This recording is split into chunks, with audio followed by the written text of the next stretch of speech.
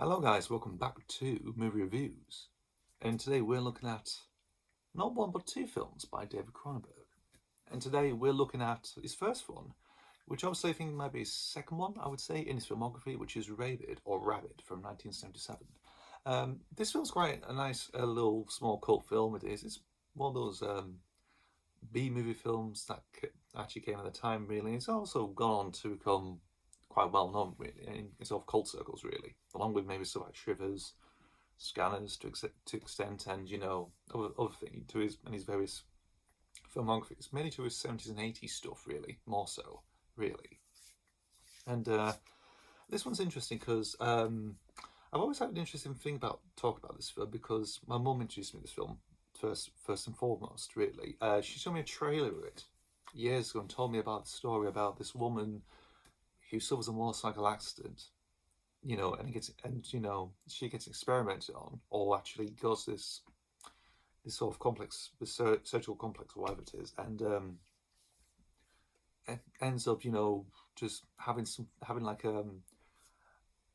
something in her, really, something in her, which is, and then causing a widespread infection, really. Which, if you look at films like 28 Days Later and maybe other stuff like The Crazies or some of the Dead films, really, this is like one of those little precursors, really, involving like a global pandemic and when stuff happens and chaos happens, and also the government have to intervene, really, wearing hazmat suits and all sorts. Down to its visual style and everything else, it's really good. It has that sort of it's of its time, but it's really really good. Sean Canada, it's a Canadian film that he shot at the time. Some good decent art. Consider it's a low budget film for the 70s. They do some interesting stuff with the infected as well. There were stakes from Rose's arm as well, which is the art bit. How actually people get infected. It's quite interesting. I thought, when I first knew about it, I thought like, oh, she just bites people. Really, like she has an infection, just bites people. Like on sort of exposed part of the bodies, really. But actually, it's something like it's like a little hole, like a wormhole, and a spike comes out. And when she puts her exposed armpit on someone, it just comes out. It's like, well, okay, that's an interesting thing. I've never seen anything like that before. Compared to everything else, really, for pandemics and stuff like that, you either get bitten or you get vomit on with blood or stuff like that. That's an interesting idea, really, what Cronenberg was doing at the time. And it's just, it's quite nice. It's very, again, it's just an interesting thing. It's basically a little decent runaround, really, indeed. And I think the main thing I want to talk about is Marilyn Chambers, really, because this is the first time I knew about Marilyn Chambers through this film. Obviously, since then, I think more recently I've been looking to her life and what she was. She was an American porn actress at the time. She was in Behind the Green Door. She did a few bits and pieces. She was in The Owl and the Pussycat with Barbra Streisand, just for a brief role. There's an early film that she was in with Sean S. Cunningham as well, early. So she done those two films under her belt before doing Green Door. And then she done Green Door, which is quite like all those well-known films alongside like Deep Throat and Devil and Miss Jones. And then Resurrection of Eve followed. Then afterwards, stopped making movies for a brief time. Did this film.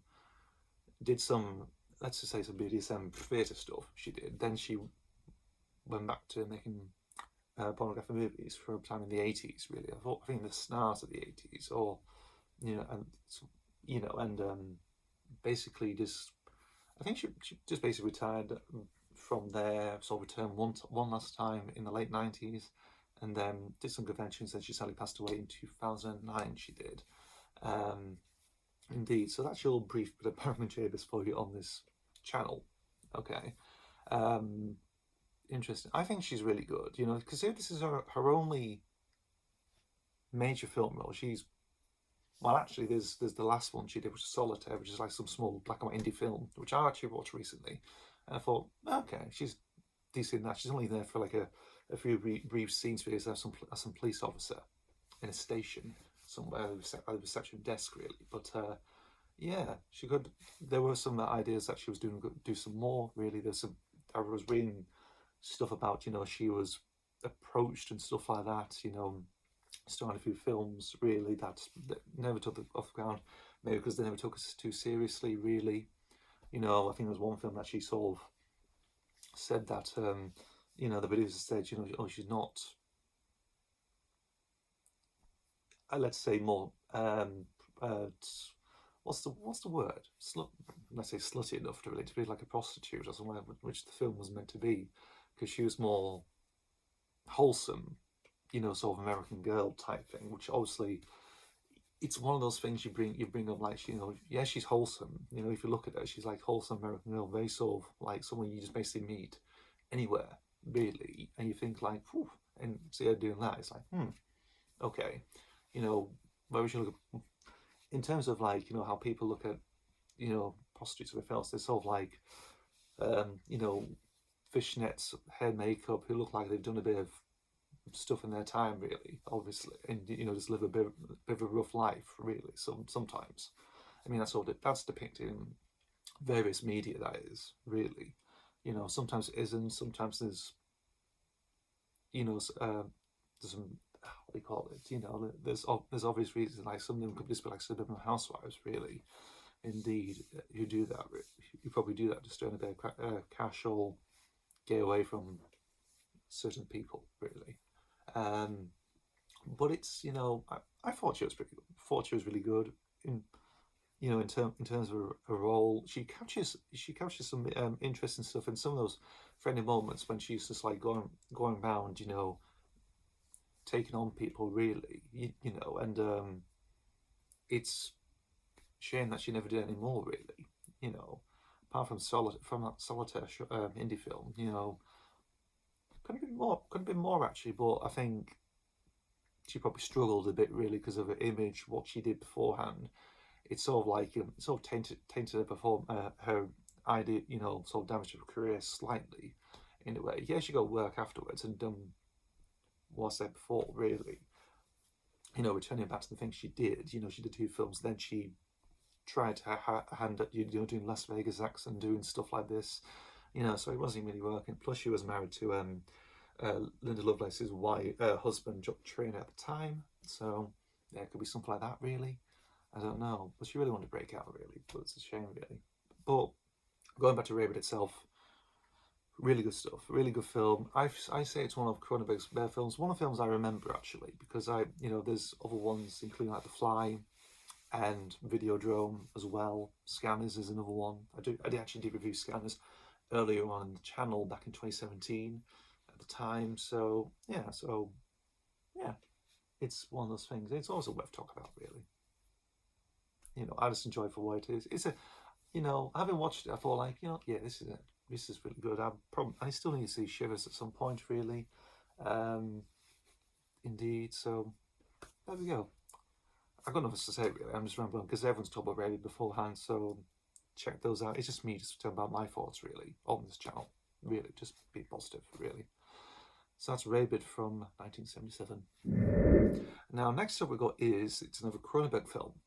This is Crash from 1996. So this is, I guess, say like sort of late stage Cronenberg, really, because he had success in the 70s and the 80s, really.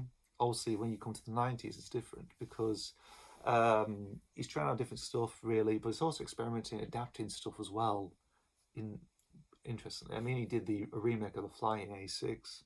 He did Naked Lunch, which is another film I covered on the channel. Again, early on 2017 or 2018, I covered that one. And we come to this one, really, which is Crash, based on the book by J.G. Ballard. J.G. Ballard's an interesting one because I actually, I'm so familiar with his work. High Rise is one of those, really. It's been adapted before, actually in 2015 with Tom Hiddleston in, which I've seen. I think that's pretty good, actually. I need to actually rewatch it again just to get a bit of a thing. I only watched it once. I do have the Blu-ray of it. I do. So there we go. Plus, Doctor Who did their own version of it in 1987 for season 24, which is Paradise Towers, which is basically like a family version of that, really, just with added tweaks. So it's an interesting thing. One of the better highlights from season 24, in my opinion. indeed, along with Downton Bannerman, obviously from McCoy's first season. So we go on to this one. So my experience with Crash, really, as a whole, in terms of the J.J. Ballard thing, really, came from a video which was done by. It's a song Warm Leveret. I knew about it from a synth-pop documentary. I forgot what it's called now, the band, but it's one of those early ones from the 70s, 77, 78 it was. And when they were discussing it and also playing the music on top, they sort of intercut it with the short movie, with I think that the BBC did or something or someone did in the 70s. So it's one of them ones, and I thought, like, okay, it's like some weird arty film, or it's just something that there's some people just filmed and the BBC have stored in their archives or something. I don't know, something like that. But actually looking into it, and actually saying that, the whole thing with I think they explained what with Crash in the documentary they did, and I think they're called The Normal. That's it. What was The Normal? It's Warm Leveret it is, which Grace Jones covered on the '81 album as well. Yeah,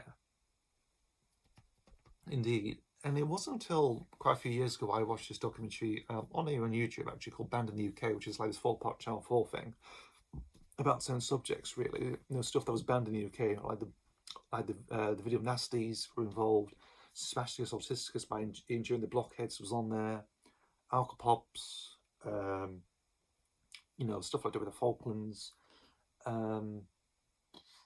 Damien Hirst as well, and also Crash, along with Kids, the Larry Clark film, which I've covered beforehand on the channel. So we've got this other one, which they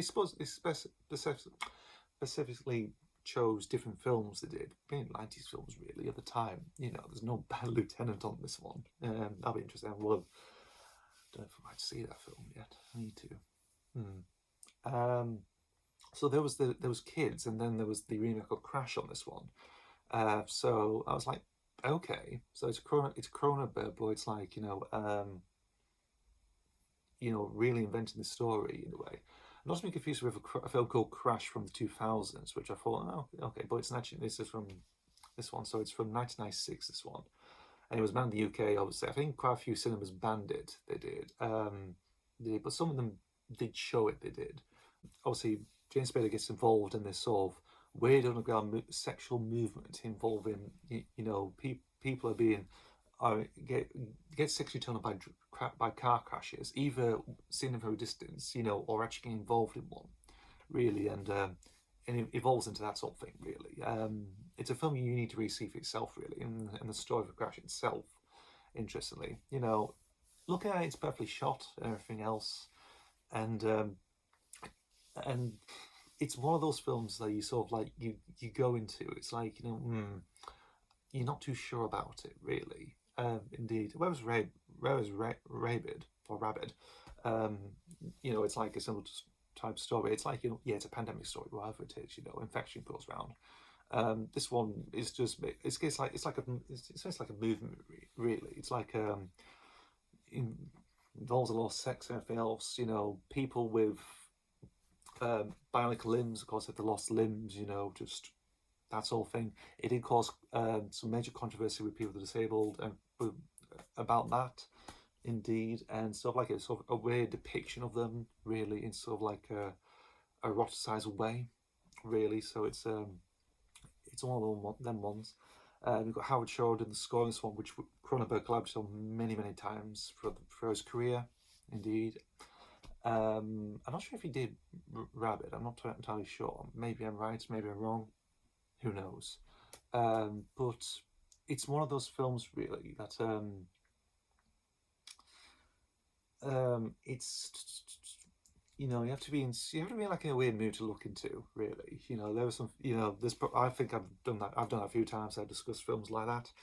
Indeed, Crash is certainly one of those. I only sort of piqued my interest because I've watched the Banned in the UK documentary series, and discovered, and with Cronenberg attached, I felt like, oh, okay, it's obviously based on J.J. Ballard, so it's like, okay, so where's that going to come from? What to expect, really. So it's like walking blind, you sort of knew what you sort of knew what you might get, but you might see something totally different out of it. Really, it's like, okay. So yes, so there we go. I mean, personally, I think it's like, okay, it's one of those like films. I think it's not one of his great films. It's like sort of the tail end, sort of like his past his golden age. Really, I would say. Uh,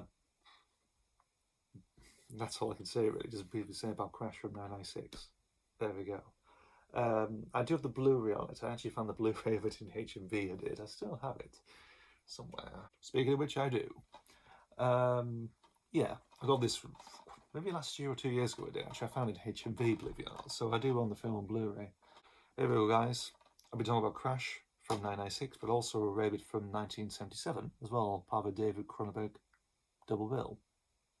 Thank you guys for watching. See you for the next video.